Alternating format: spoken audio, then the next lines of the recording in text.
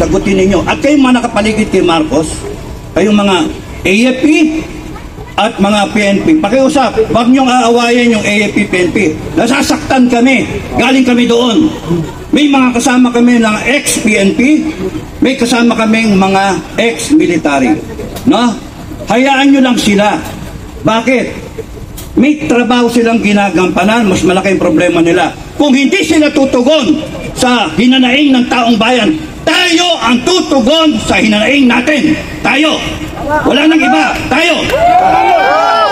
Tayo ang hihingi ng tulong sa sarili natin. Kung hindi sasagutin ng gobyerno ang problema ng taong bayan, tayo ang tutugon. Tayo ang sasagot. Why? Because we are above everyone. We have the sovereign will. Tayo yung pinakamatas. Ito lang yung konstitusyon. Ito lang. Tayo.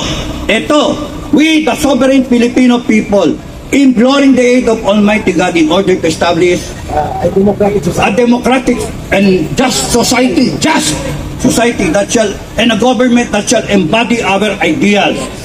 Ideal ba yung magdurog tayo? Ideal ba yung magnakaw? Yung anak mo nga magnakaw, papaluin mo eh. Sisitahin mo eh. Yung kongreso, pinaplanter tayo. Ano? Bawal ba Bawal ba magalit? Wala na doon. Oh, iyo, contempt. Yes or no? Tayo ninyo. Yan ang sagot nyo. Yan. Ikaw, kilala mo kung sino ka, convicted ka, nagko-contempt ka ng tao. Correct. Hanip ka. Criminal. Baka mawalan ako ng boses ha. Makaka-imagine ito. Ikaw. Oh. Convicted ka, criminal. Anong ginagawa mo dyan? Diba? Kaya na, may bukas ka rin. Oh? Kaya nga, hindi dapat na inaapi. And now, what you're trying to do, after the people are saying lahat ng grievances nila, binabaliktad din yung konstitusyon. Ginagamit yung konstitusyon laban sa amin. Tama ba yun? Mali! Ba't ang ina nasagot nyo? We, the sovereign Filipino people, do ordain and promulgate this constitution. Batas natin yon, kaya hindi kahit sinong Supreme Court, kahit sinong lawyer na hindi naintindihan yan, eh talaga, sorry, hindi nyo naintindihan. We, the sovereign Filipino people, tayo ang masusunod. We, the sovereign Filipino people, walang Pilipinas kung walang taong bayan. Walang gobyerno ng Pilipinas kung walang taong bayan. Walang konstitusyon kung wala yung taong bayan. Tayo ang nag-ratify. Isa ako sa nag-ratify. Ikaw, matanda ka na rin. Oh, nag-ratify rin to. Sino mga tatanda rito, mga senior? Nag-ratify kayo ng Constitution 1987. And we saw to it na meron tayong konstitusyon sa ngayon sa kagustuhan natin. Do ordain, binasbasan natin, and promulgate this constitution. Ang problema ngayon, anong ginagawa nila? Binaboy! Yun lang ang salita. Binaboy! Pinorkipik! Yung constitution natin. Huwag masyadong magalit. Puso! Oh! You are weaponizing the constitution laban sa Pilipino. Bakit? Makinig kayong lahat, tao sa gobyerno. From President, Vice President na Labisara, Vice President, Congress, Senate, Armed Forces of the Philippines, 3 branches of government. Pakinggan ninyo. Galit ang taong bayan. Napakahirap mag-intindihin nun. Galit ang taong bayan. Ako galit na eh. Matagal ako magpasensya. I have a high tolerance for pain. Hindi na, okay lang. Hiwa-hiwain nyo ko, tatawanan ko lang yun. Patakan nyo ng kalamansi at asin, tatawanan ko lang yun. Tanggalin nyo yung kuko ko, okay lang sa akin yun. Kuryentin nyo ko, okay lang sa akin yun. Dinaanan namin sa akademiyan. No? Uso pahising nun eh.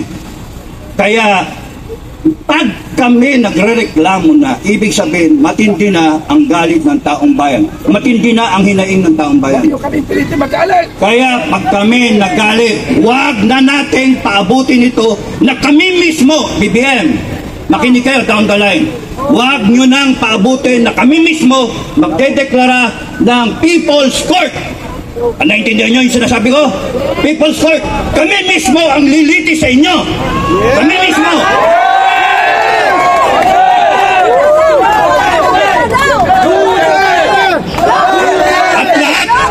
At lahat ng nagnakaw, lilitisin namin. Ilalagay namin yung death penalty na ilang taon nyo nang hindi binalagay, binaon nyo sa limot habang kayo nagre-resolution 10. Mga animal kayo! Mga animal kayo! Kayo. Mainit na naman ang ulo ko, tanginan nyo. Mga baka na hindi yun. Okay lang. Love you, love you. Hindi ko naintindihan. Unsa mo na? Yes, we are the sovereign Filipino government. The sovereign Filipino people. And we deserve respect. We deserve respect. Hindi tayo dapat takutin. Nawawala na ako ng boses ha. Hindi tayo pwedeng takutin pagkat lahat ng kanilang kapangyarihan, ano sabi sa konstitusyon? All power, all authority emanate from the people. And sovereignty resides with the people. So, bakit nyo kami inaaway? Bakit nyo kami tinatakot? Bakit nyo kami pinupukpok? Kay OJC, pinupok. Tama ba yun? Tama ba yun? Kaya, pero huwag kayong magagalit sa ating PNP. Marami ko kakilala sa PNP na mabait. Pero pagka pinukpok kayo, magalit kayo. Pinukpok kayo eh. Pag tinirakas kayo, magalit kayo.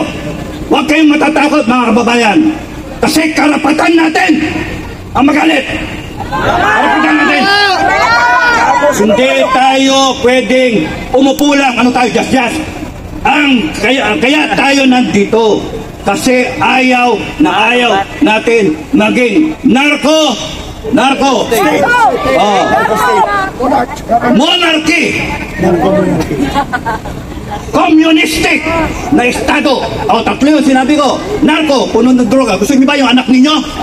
Sige pare, anak ko, mahal kita, bumili ka ng droga sa tindahan. Gusto niyo yan? Hindi! Paano maiwasan yun?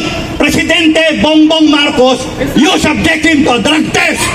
Kaya sigurado, hindi tayo pwedeng tumagal na isang araw na merong presidente na bangag. Patunayan mo, hindi ka bangag. Ano lang? Tapos nun, anak, magnakaw ka doon sa kapitbahay, nakawin mo lahat ng pera doon. Tama ba yan?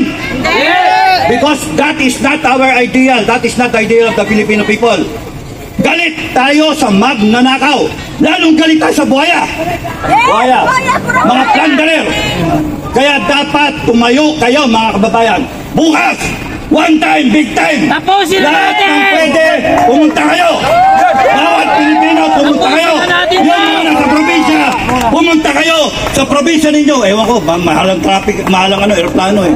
Pumunta kayo sa inyong mga lugar at doon kayo sama-sama magtipon. Cebu, Mindanao, lahat ng area.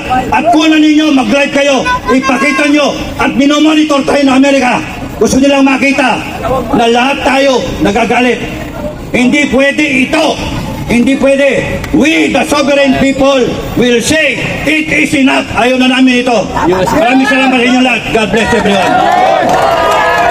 Mabuhay ang mga retired military officers at kagaya ni Captain Dado. Pero bago tayo magsumada, pakinggan natin si retired Major General Felizardo Simoy, Filipino Guerrilla Forces. Naglingkod ito bilang isa sa mga officers ng Intelligence Service of the Armed Forces of the Philippines at ngayon naninindigan para sa katotohanan dito sa Itza Shrine. Magandang gabi sa inyo lahat. Nandito ako dahil nababahala na ako. Dahil narinig ko na naman ang katiwalayan sa mga interpretasyon ng ating batas. Nung kami ay nasa active service, binabantayan namin na ang mga tao ay dapat sumunod sa batas.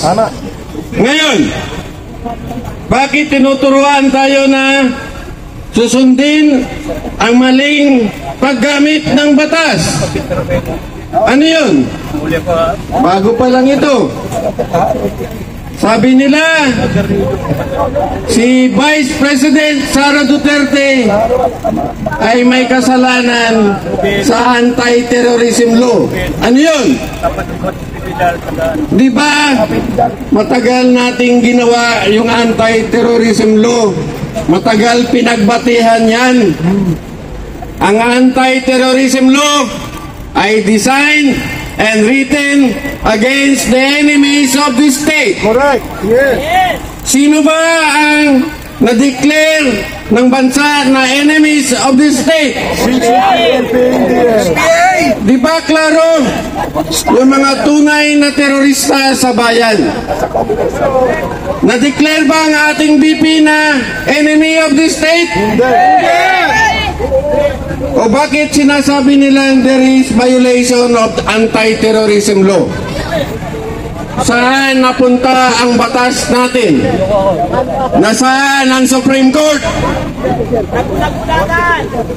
Bakit pinababayaan ninyo na binabalasubas ang ating mga batas? Ngayon, yung mga kasama namin na retired na ay pinaalahanan namin na ang pagpasunod sa batas ay dapat nasa tamang pamamaraan. Pero ang batas ay dapat nasusundin ng nagpapairal ng batas, ang PNP at ang Armed Forces of the Philippines. Tinuruan tayo na intindihin ang tamang pagpapairal sa batas. Bakit hindi ninyo sinusunod ang pagkakamali sa pagpapairal ng batas? Dapat kayo ang unang pipigil kung ang batas ay naging balasubas sa tingin ng iba.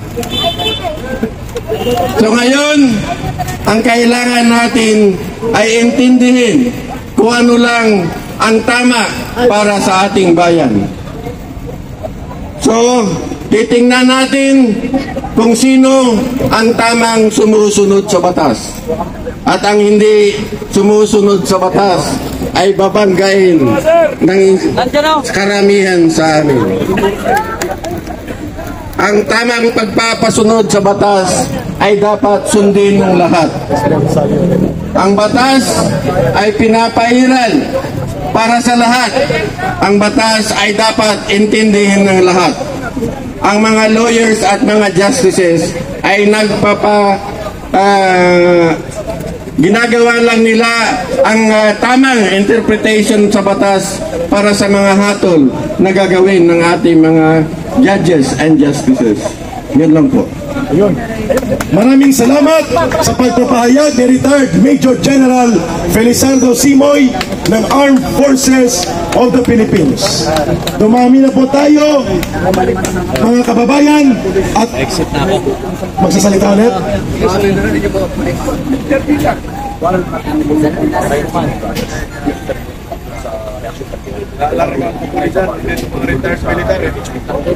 Okay.